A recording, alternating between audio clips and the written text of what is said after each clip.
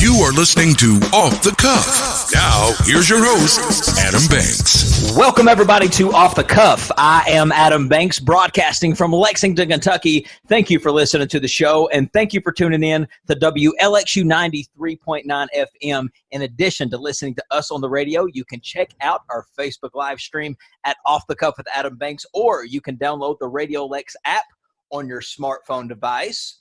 This is House Arrest Volume 9. And I guess I can say that we are still technically social distancing. We are keeping a good effort to social distance still for the safety of everybody's health. Amber is at her house and I'm at mine. Amber, we technically can be around each other though now, because Governor Beshear is saying that more than 10 people can gather. And I'm going to break kayfabe, and I have seen you, and it was such a delight to just be around you. Thank you. It was a delight to be around you. When we got together, I will say that we did embrace. We gave a big hug to one another. I'm not sure that was the correct protocol for social distancing, but anymore, I mean, are we still social distancing? I mean, in light of everything happening and in light of everything going on, is social distancing still happening? Amber, it's amazing what can happen in just a few short weeks. It's been a couple weeks since we've been on the air. Oh, yeah. And in the last 2 weeks, just so much has transpired. And usually we're conditioned now, because the last 8 episodes, we have talked about nothing except coronavirus. And now we're starting off the show completely talking about something completely different. We're not going to be talking about COVID-19 at the top of the hour like we typically do. Something a little bit more, actually a lot more. It's important. I don't want to say which one's more important because they're both pretty still extravagant. Equally important. George Floyd. Everyone knows the horrible thing that happened to George Floyd. Absolutely tragic. I think the man was murdered in plain sight. I think it was simple to see. I think that it was a travesty what happened to the man. Did you get a chance to watch the video? Unfortunately, I watched it. I want to say I watched it about 3 times, because the first time I watched it, I thought, this is not real life. Like, this has to be something that, maybe is a hoax. So I watched it the second time just to kind of get my footing on it. And then the third time I had to watch it again because I just had to understand. And by the third time, I still didn't understand why this was happening. Yeah. So unfortunately, I watched it. Yeah. So you thought it was fake when you first turned it on. You're like, this is no way this is real. I'm not oblivious to things happening. I'm really not. I'm not oblivious to that. I've been in this world for almost 32 years now. I've seen a lot of things, good and bad. But the thing that just absolutely devastated me was that it's 2020, and I'm sorry, I would have went to jail. A lot of people I know have said that they would, have done things differently. I would have went to jail. I would not have allowed another human being to suffer like that. If you're going to suffer, we're both going to suffer. It was very sad what happened to George. It was really, I think it took me by surprise of how cold the police officer was that killed Mr. Floyd. It was actually a police officer who had known him or had worked previously at the same company that he had. Now, I don't think that they knew each other. I think that's still being investigated. I don't know if there was any intent of why he killed him other than just being a cold-hearted person. Looking into this man's background, I don't think there's any known racist things that he's done in public, not that I know of, or that he's been recorded of doing. But this guy clearly killed a black man for no reason when he was clearly saying that he couldn't breathe. Now, I was suffocating just watching the video. Like, it hurt me, because anytime I watch somebody not being able to catch their breath, it like, even talking about it, it gives me, it makes me want to, it's hard to take deep breaths. So I can only imagine how he felt and how humiliated he was to die in front of tons of people. And honestly, now in front of millions of people. In front of millions of people. Yeah, now in front of millions. It's very sad. And but a lot of things have been happening in light of what happened to George Floyd. A lot of protests have been happening. I must say, the protest that's been happening in Lexington, for the most part, it's been peaceful. I think that it's been people out trying to stand up for the Black Lives Matter movement. And hey, you do you. You go out there and you protest and you do what you believe is right. And it's a shame on anybody who has anything negative to say about people who are peacefully protesting. I think there's nothing wrong with that. Nothing wrong with that. I just don't understand why people are so against peaceful protesting. Now, the rioting and the looting, I will never sit here and say that I support that. I think that's ridiculous. I think tearing other people's businesses apart that had nothing to do with this incident is not solving anything. But the peaceful protesting, I'm for it. We can't take away from the fact that these people, and I say these people because we're part of these people too, because we're all humans. They're tired of not being heard. And I get it. I did see a meme that was posted on Facebook, and it said white privilege is when you look and say that the rioting has to stop and, oh, I'm sorry, a black man was killed. And it really needs to be the other way. It needs to be, oh, I'm really sorry, that this black man unfortunately lost his life. And hey, if we could stop looting, that would be great too. I think so many people have forgotten that these people just want to be heard. And again, I hate that I say these people, but I don't know what it's like. Yes, I grew up in extreme poverty. You know that, just like half of our listeners do. But at the end of the day, I am still I'm still a Caucasian female. And I don't know what it's like to be profiled. I really don't. And I want to say that maybe if I spent the bulk of my life feeling like I couldn't even walk down a street, I probably would be at that point too. You would, yeah. So you're saying that you are excusing the actions of the looting and the robbery and the burning down of buildings in order to be heard? Is that what you're saying? I'm just trying to put it in perspective. If that's the way that people have to view it, then yeah, I really am, because something has to stop. Something has to give. We have to treat everyone equally. And obviously that man was put down. And it wasn't just that man. Breonna Taylor up in Louisville, she lost her life earlier in March for some nonsense. I don't know how else to say it other than that. It was nonsense. Yeah. Something has to give. And, for every action, there's a reaction. And I think people forgot that. If you want to continue to be brutal, people are going to give you a reaction. So if we don't want the reaction, which unfortunately is looting and rioting right now, if we don't want that reaction, stop giving them the action. So I'm looking here at some information on the police officer who murdered George Floyd. It says he was a 44-year-old white man, and he had been with the Minneapolis Police Department since around 2001. A long time, a lot of experience. Yeah. And since then, he's had 18 complaints on his official record, 2 of which ended in discipline from the department, including official letters of reprimand. He had been involved in 3 police shootings, 1 of which was fatal. Now, let me just go ahead and say this, too. Sometimes, and a lot of the times, the wrong people become cops. A lot of the times, cops are not in it for the right reasons. It's a shame that a lot of people feel more fear than protection when a cop drives by. Mm-hmm. That is it's a sad world that we can't really have respect for cops, because every time that you even think in the slightest, okay, the cops are out here doing their job, you see things like this. It's not like this is the only time it's happening. This is one of the few times it's been recorded. It happens all of the time. The thing that happened to Mr. Floyd was not the first time this has happened.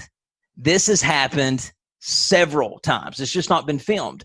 A lot of cops think when they get their badge and they get a gun that they are invincible, so much more powerful, and they're above you, and they are invincible. And a lot of the people who become cops have power trip issues anyway. A lot of them, it's hard not. There are a lot of good cops. Don't get me wrong, but there's just like there's a lot of good black men too. But there's a lot of bad ones. And I've had my issues with cocky police officers. I'm sure you've had issues with cocky police officers. Unfortunately, yes, I have. And it's sad when we see these people in power taking people's lives for nothing. Just when I went back and I watched that video, it looked like to me that he wasn't taking his knee off of this man's neck because of pure stubbornness. He did not want to back down, because there's no other way that I can justify why he didn't take his knee off of his neck when he said, number one, I can't breathe. Number two, when George was no longer a threat. No longer a threat. He was laying there limp. Why put him in that much pain? Cops, and I'm talking to all cops out there, your job is not to overpower us. It's to protect us. It's to serve. And it's it's not to be inhumane. It's not to inflict pain. Now, I can see you inflicting pain on somebody who you caught molesting a baby, or you inflicting pain on somebody who you caught in the act of raping someone, or you caught somebody that was, beating up old people. But you taking out putting your knee on this man's neck over a counterfeit, what, $50 bill, $20 bill? A counterfeit $20 bill. That's $20. That's mean as hell. And I don't know what else to say. That's not mean. It's evil. It's evil. We talk all the time about evil being here on earth, and we realize that it is here. And I think that, unfortunately, a lot of us got to really see what that meant. Because trust me, we've all seen evil. We've all seen things that we're like, wow, that didn't happen. But to physically see another person take a man's life over something so minuscule, if they wanted that $20 back so bad, I'm pretty sure a lot of us, we could have raised them a million $20 bills if that's what they would have wanted. It wasn't worth it. I just wonder that if the bystanders hadn't recorded it, this would have been a thing that would have just happened, and he would have died by himself, on the concrete with nobody knowing, and there would have been no justice, and nobody would have known exactly what happened. But now you have to look at everybody's got a cell phone now. Things are like this are going to be recorded. Hopefully this is a wake-up call for the dirty cops out there, that you can't get away with being evil. Nope. You just can't be away with being evil. But Amber, I've been seeing the protests. I've been seeing the rioting. I see people stealing things from stores, and I don't understand why they're still wearing their mask to protect themselves from COVID-19. When I don't think it's from COVID-19. I don't understand. Maybe they're wearing their mask for another reason. Maybe it's to rob literally the bank or whatever they're trying to do. But I don't understand why they're still wearing their mask when they're robbing these stores if they are trying to keep themselves safe from COVID-19, because they're touching all over things. And I mean, it's very unsanitary. And in light of this, look, I'm not even going to go there with what's on the ground and things like that of that nature, but we have to keep in mind that there is still a serious virus out there, and we need to remain sanitary. Very. And unfortunately right now we are not social distancing, but just because we have these protests and they're not social distancing does not mean that you cannot still take the proper precautions, or the universal precautions that we've all been taught our entire lives. Wash your hands, maintain good hygiene, and you know what? Maybe just don't get up in other people's faces. Unfortunately, we're seeing a lot of that right now, though. All right, ladies and gentlemen, stick with us. We got lots more off the cuff coming up.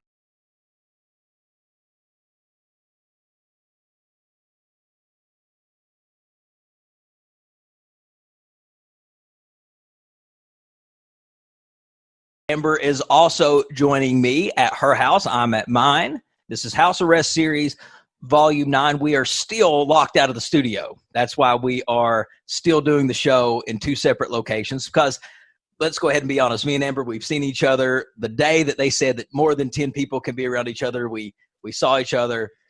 It was nice. But glorious. The studio will open again July the 9th. So we will be back in the studio with live episodes July the 9th. I really do look forward to that.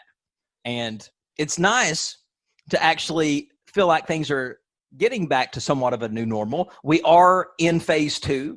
We talked about all of the things that opened in phase 2 last time we were on the show. Still to open, we're waiting for libraries on June the 8th. I don't know who's waiting for a library, but I'm sure there's some people. Campgrounds, public and private, will open June the 11th. June the 15th, childcare with reduced capacity and potentially low touch and outdoor youth sports. June 22nd, if guidelines are met, restaurants could expand to 50%.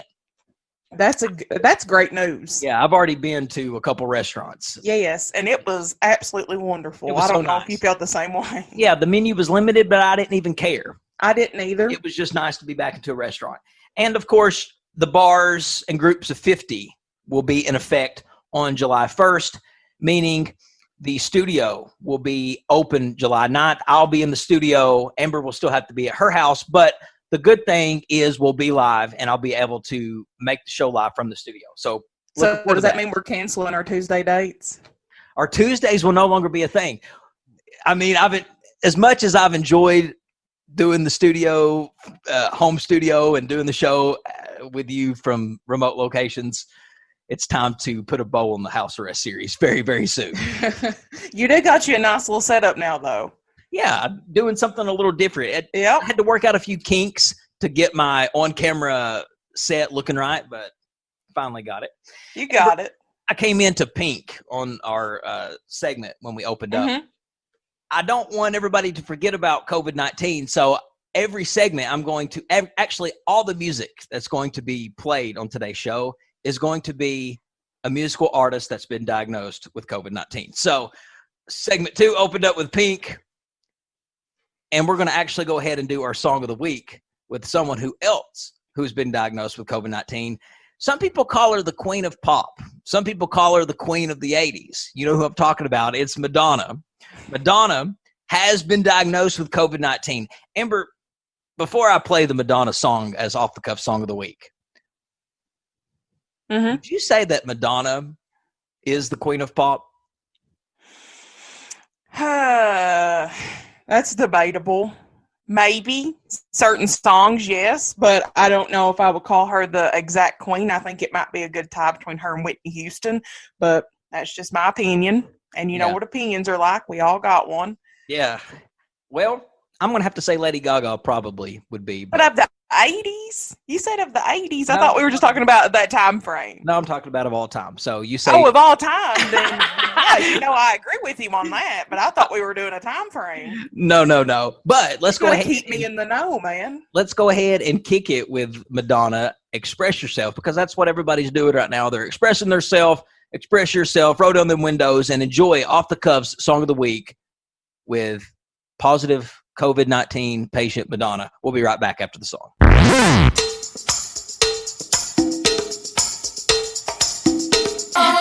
Welcome back, everybody, to Off the Cuff. That was Off the Cuff Song of the Week. Madonna, Express Yourself. Amber, things, because of all of the info that's been released with the protesting and racial issues coming to light, things have been in the media. Things have hit the forefront, and Jimmy Fallon is right in the middle of it.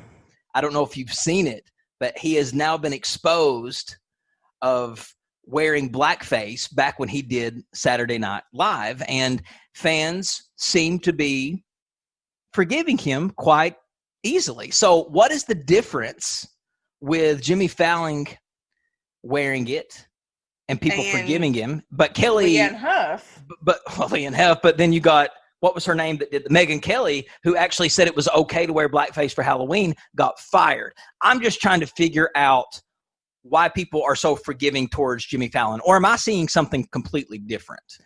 I think so. When I was kind of looking into it, because the first person I thought about was Julianne Hough, the dancer from Dancing with the Stars. She dressed up as Crazy Eyes from Orange is the New Black a couple of years ago, and it was cancel culture on her. It really was. And at the time, I was like, man, that's not right. I've never done it, never thought about doing it, won't ever think about doing it. But then I start seeing things, and I see that Chris Rock said it's okay. And I see that Tim Meadows even made a little statement, it's okay. So I just wonder if because he had people who were excusing his behavior because they are saying it was part of the comedy routine, which it was at the time, and he wasn't making fun of the ethnicity in itself, but he was making fun of a particular person.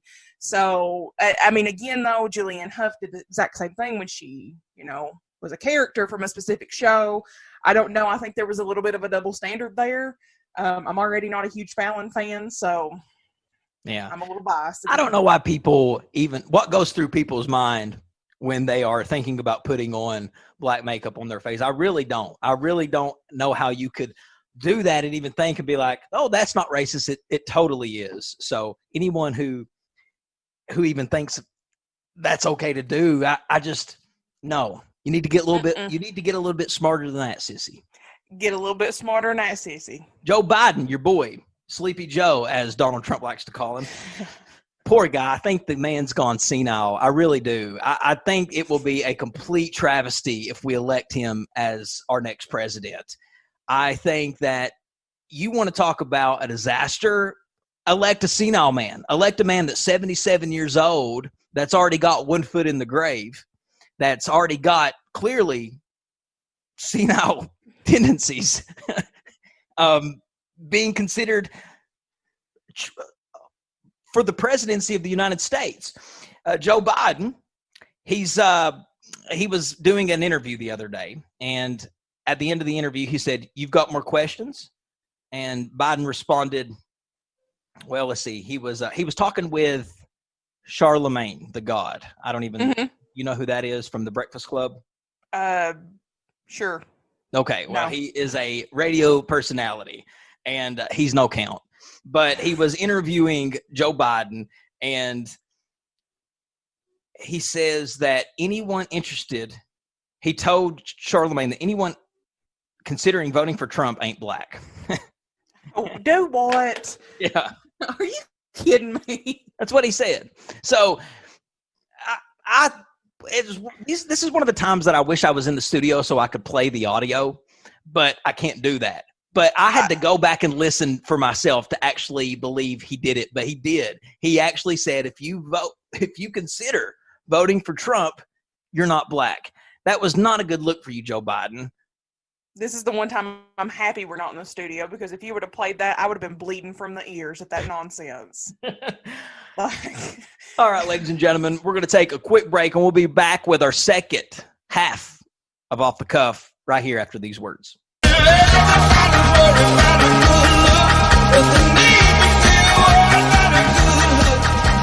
Welcome back, everybody, to Off the Cuff.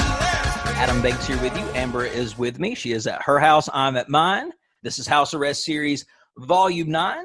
Little Sturgill Simpson playing in the background. He, too, a COVID-19 patient, or I should say survivor. He's saying now that he no longer is having symptoms and he's better. I guess that's a good thing. It is. Amber, tragically, Eddie Sutton, former UK basketball coach, passed away. And now people still pass away from other things other than COVID-19. Eddie Sutton was a well-known alcoholic. He liked to have a drink or two. But he had a very interesting tenure while coaching the University of Kentucky basketball team. He was a good coach, just had a lot of bad luck. I liked Eddie Sutton. I think he's going to go down as one of the greatest coaches in college basketball. He had UK at one point on fire. He was only there for 4 years, but in the 4 years that he was there, look what he did. He always had a winning season with him. And if you're not counting his last because of the scandal, but he went to the Sweet 16 with him. Wait, I need to know about this scandal. He went to the Elite Eight with him. Oh, I'm getting to that because that is what sums up his career. The scandal is what got him fired. The scandal was the downfall of Eddie Sutton. And the scandal took place during the 1987-1988 year. Mm-hmm. Or the 1988-1989 year. An assistant coach working for Eddie Sutton sent $1,000, I think it was, to a Kentucky basketball recruit. Mm-hmm. And the mail carrier opened the package and saw that it was money being sent to the recipient, to the recruit, and that's against NCAA violations. That's a federal offense. So they started So they started investigating UK, and they said that they found several other violations under Sutton. and they considered giving Kentucky the death penalty, but they settled with just giving us a couple years probation and not being able to go into March Madness. So Eddie Sutton, sadly, he got caught doing what everybody does, and that's cheat as they coach college basketball. And I'm here to say that every coach, every great coach, has cheated, just not been caught. If they don't have anything on their record for cheating, it's just because they haven't been caught. I mean, look at the great coaches that cheat. Rick Pitino, John Calipari. I'm not throwing him under. He's not cheated at Kentucky, but for sure he cheated at UMass and he cheated at Memphis. I mean, I said it last show. Everybody gets a little dirty. Just take dirty in its own context. But Eddie Sutton is going to be the most forgotten coach that UK has ever had. Adolph Rupp, people will remember him for his legacy. People will remember Rick Pitino for bringing Kentucky back to prominence. People will remember Tubby Smith for winning a championship. People will remember John Calipari for winning a championship. People will remember Billy Gillespie for the crapshoot that he put Kentucky through, because you always remember the worst. The one that's going to be the most forgettable, sadly, will be Eddie Sutton. And that should be the one that shouldn't be, because opening the mail is a federal offense. And I wonder if that was even looked at during that time. He contributed a lot to UK's just pageantry. Yeah. The little brother was coined by Eddie Sutton when he called Louisville the little brother of UK. You know how people say during the UK Louisville rivalry, they say, oh, Louisville is our little brother. That was coined by Eddie Sutton. He is the one that started that. So he really was putting wood on the fire during that. Yeah. Hopping it up. And I'm telling you, a coach that if he wouldn't have been caught, I think he would have won a championship. He was on his way. But if we hadn't have had him, we would have never got Rick. And look what Rick did for the team. But he had an abrupt ending, and it was very sad. That's almost a tragic story. Like, how many people in the world would have gotten caught in that way? It's almost like a Scooby-Doo episode, isn't it? I would have got away with it if it wasn't for that mail carrier. It says after an 18-11 record in 1986 and 1987, the Wildcats skyrocketed to the number 1 ranking in the country, winning their first 11 games of the season. Kentucky would capture the SEC tournament title, but that was later vacated because of his scandal. But yeah, it says the scandal broke when it was alleged that Emory Worldwide Employees, which was the mail carrier company, discovered $1,000 in cash in an envelope that Kentucky assistant coach Dwayne Casey supposedly sent to Mills's father. It was later shown that Casey was uninvolved in the Emory envelope incident. So it was all Sutton. I smell something more than a scandal. Sutton, you play a little dirty, you're going to get caught. Sutton should have played a little clean, and but shoulda, woulda, coulda. Amber, did you get a chance to watch the SpaceX when the rocket launched into space? Yes, I did. It was I watched it too, and I will say I didn't get to watch the last time it happened because I wasn't here for it, but I was scared. Was you thinking at all that, oh my God, this rocket could blow up? Well, no, I try not to think like that because I over exaggerate in my head, and I had to just look at it from, okay, it's a plane taking off, and then I have to just kind of block out that they're going out into the unknown. But it was still chill. It happened on May the 27th. The planned launch of American astronauts Bob Behnken and Doug Hurley. It can't get no cooler than being an astronaut. I mean, honestly, and really, those guys are the two luckiest people in the world because they get to leave planet Earth during a time like this. Yes, like they got the best ticket to get out of here when everybody wanted to get out of here. Yeah, so they shot up to the International Space Station. And have you ever got on YouTube and just looked at videos of the International Space Station? I have too. I'm glad I'm not the only one. Astronauts wash their hair. I'm obsessed with that. I find it so fascinating how the water just kind of bubbles together. Yeah. If you've not checked it out, you should check it out. Yeah, folks, you can actually get on YouTube and watch the International Space Station live right now. And you could have done that way before SpaceX happened. You can get on right now and see what they're doing in space on YouTube. It's live. It was good stuff. But I was a little scared. It was postponed because of poor weather conditions originally. But they did launch it finally on May the 30th because it was originally scheduled on May 27th. So they launched it on May the 30th. And they launched it at 3:22 p.m. and they successfully made it up to space. That has to be so fun. But I always wonder, like, when they come back, if that's one of the things. I'm sure that's the only thing people want to talk to them about. But I wonder if they just do, like, one good story, like, hey, here's what happened. Don't ask me anymore. But you talk about having anxiety, though. I would have a panic attack if I was up in space, really, and just walked outside and I see nothing around me but just black and just space, just nothing around me but just Nothing.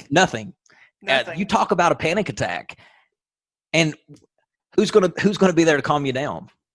I mean, I guess you have to be biffles with your friend that you went up there with. I mean, just imagine going up there with somebody that you hate. That's got to be a good bonding experience to go to. Yes. Yes. You cannot hate the other astronaut that you're going into space with. No, you can't. It's literally the only person in the world that you have contact with. What would you even, I mean, honestly, what would you do if you went into space with somebody that you didn't like and you were stuck in this, I don't want to say tube of demons. I mean, what would you do would you just go to Mars if you were mad at him? Like, if you were just mad, would you just like, well, I'm going to go to Jupiter. Screw you. Get in your space suit and like, psh, on down the road, like, hitchhike home, I guess. I don't know. Yeah, that's not a place you want to make enemies either. People could easily say, oh, he just drifted off into dead air. Like, oh, man, I don't know what happened to him. His cord come detached or something. Then, boom, you're gone. Where did you go? I guess you just float. It is cool, though, that people actually do that. I have no desire to do it because I know if I actually went to space, I would have a panic attack when I got up there. And I'd probably die if I went up to space because I would freak out so much. Oh, yeah. And I think, don't they usually spend like at least a year in orbit? Could you imagine being like, okay, well, I'm going to go up into space for a year. I'll catch y'all later. Yeah. How do you talk about, we talk about how are things going to go back to normal here in this world. How do you go back to normal when you've been in space for a year? I honestly, I don't think that it can go back to normal because you've seen the unknown. A lot of people have never seen that. You've seen the unknown, and you can actually think about how trippy it would be to be able to look out and see the planet, to see Earth, and to know that you are not on that planet anymore. You are outside of the planet. Like, you can no longer say, I'm on planet Earth. You are watching over the whole planet. It's quite amazing. And quite scary. It would beat the Challenger Center, I'll tell you that. If I went to space, it would beat the Challenger Center. Nah, I'm gonna have to take that back from you because that was a good time. All right, ladies and gentlemen, we're going to take a quick break, and we'll be right back with our last segment here on Off the Cuff. Stick with us. Baby, how do you sleep when you lie to me? Welcome back, everybody, to Off the Cuff. Last segment of the hour. Adam Banks here with you. Amber is also with me at her house. I'm at my house. We are doing the show in remote, different locations in an effort to keep a social distance. The studio will be back open July the 9th with live episodes, and we are excited. Couldn't be more thrilled to have live episodes again because there's a total difference in live and recorded. Wouldn't you say, Amber? There is a huge difference. I got a haircut. You can see that on the show thread if you're able to log on to facebook.com/Off the Cuff with Adam Banks. It was actually nice to go in and get a haircut. It felt like a very normal thing to do. It felt like the old days. A little different. You know, I'm not a big fan of wearing the mask, but I had to wear a mask because I had to get my haircut and I had to do what I had to do. I understand. Went in, wore the mask, got my hair cut, and I said, how long are we going to have to wear these masks while getting a haircut? And the woman said, we're probably going to be wearing them a long time. And I was like, man, we're never going to get sports back, are we? Because if we have to wear a mask to get our haircut, there's no way they're going to pack a stadium full and let people in to watch sports. No. It's just not going to happen. No. Not at all. Pools possibly could be opening. I know I said in a couple episodes that pools were not going to be opening this summer. That's not going to be happening for Lexington, according to Linda Gordon, the mayor of Lexington. Now, as far as Kentucky, there is still hope for pools to open. So if you don't live in Lexington and you have a swimming pool in your area, the public pools could open still. There's still hope. Yep. And COVID-19 is yesterday's news. I don't hear anybody talking about it anyway. So maybe this is going to make things open up even quicker. I mean, is Andy Bashir even coming on every day? I think he comes on at 4 now. I think it's 4:00. Why is he trying to interfere with Off the Cuff's time slot? I don't know. We're going to have to send a press release to him. I don't think anybody really wants to watch Andy Bashir anymore. No. I can't think of anybody in the history of politics who's been on TV every single day for the last 3 months that's been a politician in the state. I think he's enjoyed it a little too much being on the television. Well, yeah. The Andy Bashir show is every day, weekdays at 5, Andy prime Hour. time. The Andy Hour. The Andy Hour. Uh-huh. You know. Well, ladies and gentlemen, it's about that time for Off the Cuff to say its goodbyes for the week. Before we jump at him, I have one thing I would like to say. Sure. It was my husband's birthday this week, so I just want to say happy birthday to my loving husband. Happy 37th birthday to Wiley Turner. 38th birthday. He's 38. Wiley Turner. Amber, you were almost married to a 40-year-old. How does that make you feel? Asked me in 2 years. He's got 2 years left. Ooh, that's weird that you will be married to a 40-year-old. Well, I mean, by then I'll be 34, so we're closing the age gap slowly. Maybe just, I'm married to an old wise man. There we go. That won't get me in trouble at home. All right. Well, let's go ahead and look at the show thread before we say goodbye to everybody. Sarai says, what about the babies killed every day in Planned Parenthood? Institutions in the Black community, they need to be heard too. Yes. Babies being killed. I think there's protests going on always for that. Some cops just get crazy with authority. It goes to their head. I agree. Shannon says, burn it down. Shannon is the biggest troll. Let me just talk about Shannon for just a second. Shannon is one of these listeners who gets on Off the Cuff's thread, and he likes to troll the entire thread. But you had some great advice for him last time. Maybe you should revisit that advice. Shannon, last week, if you can't remember what I told you, it was to get up off your hind end and get a job. Get off that unemployment that you're trying to waste from the state and get you a job and get off the cuff show thread. But you can follow Amber at Ambu447 on all social media platforms. You can follow me, Adam Banks, at The Adam Banks on all social media platforms. You can follow Off the Cuff with Adam Banks on Facebook to watch all of our live stream episodes.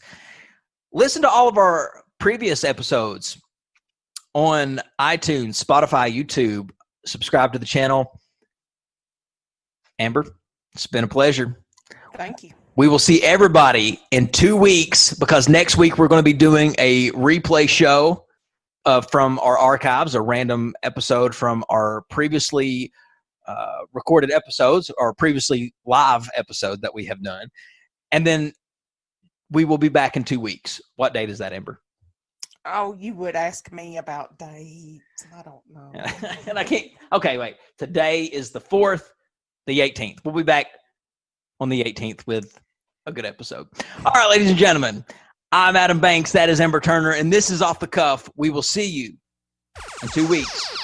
We'll catch you down the road.